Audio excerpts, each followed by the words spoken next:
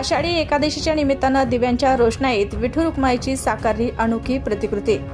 दिनांक 5 जुलै रोजी आषाढी एकादशीच्या निमित्तानं माननीय श्री आनंद सांदलिया यांच्या संकल्पनेतून रामकृष्ण नगर परभणी येथील विठ्ठल रुक्मिणी मंदिर या ठिकाणी 11,111 दिवे प्रज्वलित करून विठ्ठल रुक्मिणीची 11,111 स्क्वेअर फूट आकारात कलाकृती काढण्याची संकल्पना सुचवली।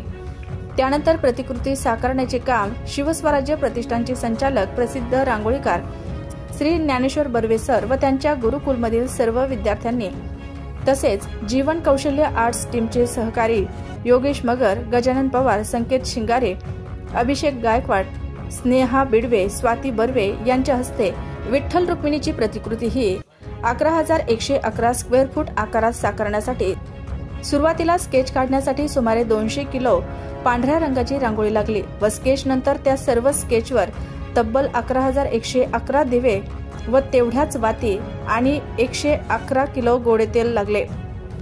यासाठी सुमारे 5 तास वेळ लागला। सर्व दिवे प्रज्वलित करून भूतोन भविष्य डोळ्याचे पारणं फेडणारे अनोखी विठ्ठल रुक्मिणीची कलाकृती पाहण्यासाठी सर्व विठ्ठल भक्तांनी गर्दी केली होती।